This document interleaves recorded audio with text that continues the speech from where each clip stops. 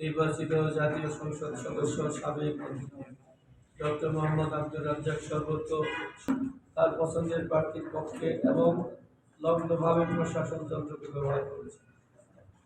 বিভিন্ন কেন্দ্রে প্রিজাইডিং অফিসারগণ ব্যাপক জাল ভোট দিতে সহায়তা করেছে। ওরা ভোট আনারসে বান্ডিলের ভিতরে ঢুকিয়ে ভোট গণনা করা হয় এবং ভোট গণনা করার আগেই ভোটের ফলাফল শীট তাদের মন গড়াভাবে লিখে ফেসবুকে প্রকাশ করে। উক্ত ফলাফল প্রমাণ হয় ফলাফলগুলো পূর্বেই তৈরি করা।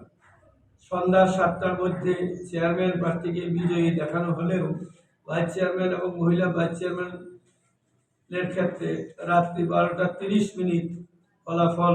মিনিট পর্যন্ত ফলাফল ঘোষণা করতে সময় লাগে। প্রশ্ন হচ্ছে, প্রতিটি ব্যালটে একটি করে ভোট, 3 পদে 3টি ভোট একই সাথে গণনা এবং ঘোষণা করা হয়। ঘোষণা করার কথা, কেন চেয়ারম্যান প্রার্থীকে 3 ঘন্টা আগে এবং ভাইস চেয়ারম্যানদের 3 ঘন্টা পরে ঘোষণা করা হবে? অতএব যাবতীয় ত্রুটি বিচ্যুতি এবং অনিয়মের অভিযোগে আমি অবৈধ ফলাফল প্রত্যাখ্যান করছি এবং নির্বাচনী ফলাফল বাতিল করে পুনর্নির্বাচনের দাবি করছি। সকালবেলা মাননীয় জাতীয় সংসদ সদস্য ডক্টর মোহাম্মদ আব্দুর রাজ্জাক মধুপুর বাসস্ট্যান্ডে প্রকাশ্য সভায় মাইক যোগে বক্তব্যের সময় বলেন, আমার আরেকটা হাত শক্ত হয়েছে। তার মানে উনি বিজয়ী প্রার্থীর পক্ষে তার সর্বশক্তি দিয়ে কূটকৌশল করে এবং পরাজিত প্রার্থীদের উদ্দেশ্যে অপশক্তি বলে কটূক্তি করেছেন। 2 কোটি টাকা দিয়ে ভোট ক্রয় করেছেন।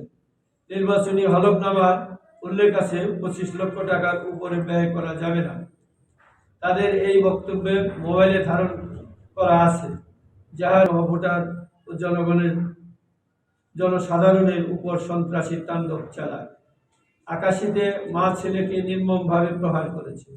মির্জাবাড়ি ইউনিয়নে ল্যাংড়াবাজার আব্দুল হালিমের ছেলে আজমির এর ডান পা এবং বাঁ হাত ভেঙে ফেলেছে। মির্জাবাড়ি বাজার হইতে অফিস দখল করে নেওয়া হয়েছে। বেলিবাইড ইউনিয়নে ব্যাপক আতঙ্ক তৈরি করা হয়েছে। মহেশপাড়া নদুল বাজার আশ্রার কর্মী সভা করতে পারে না, তাই এই বিচিত্র কথা আমরা পিছিয়ে থাকি, ধ্বংস হয়ে যায়। এখানে তো মানুষের সেখানে কোনো জায়গা থাকবে না। আমরা তো রাষ্ট্র এবং ইনস্টিটিউশন নির্ভরশীল ছিলাম, কোনো ব্যক্তির উপরে না।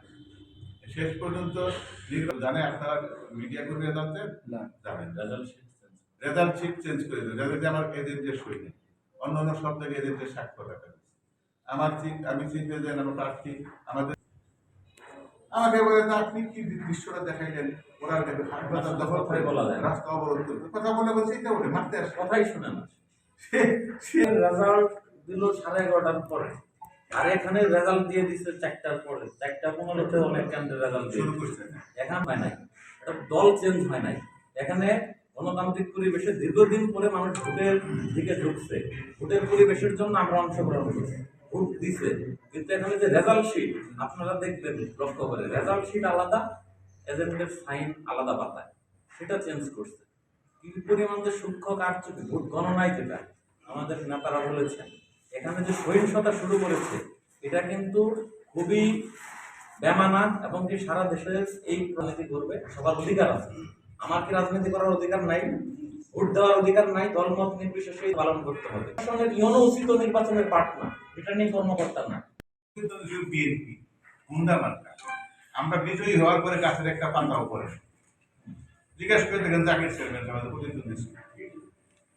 এই অসভ্যরা নির্বাচিত হয়ে এই যদি অবস্থা হয়, এটা কিন্তু টলারেট করা যায় না। এইসব ব্যাপারে গণ আন্দোলন গড়ে উঠবে, একটা পর্যায়ে পুরো বিক্ষোভে পরিণত হবে, তখন এটা রক্ষা হবে। আওয়ামী লীগ, আমরা তো তার ইলেকশন করছি, তাকে নির্বাচিত করছি, উনি আজকে সাথে এই যে পৈশাচিক আচরণ, একটা মধ্য থেকে আসলে সে লড়াই করে যাচ্ছে। এই লড়াই করে সে জিতেছেন, এটাতে মনে হয় যে সে এই পক্ষের বিরুদ্ধে সরাসরিভাবে কাজ করেছে। এটা তার পক্ষে স্পষ্ট করে। বাড়ি বাড়ি গিয়ে হুমকি দেওয়া হয়েছে। কুরালিয়া ইউনিয়নের ধলপুরে আসাদুল এবং আজগরের মাথায় আঘাত করে মাথা ফাটিয়ে ফেলেছে। আলমদিয়া ইউনিয়ন ছাত্রলীগের সভাপতি মোমেনকে নির্মমভাবে প্রহার করা হয়েছে।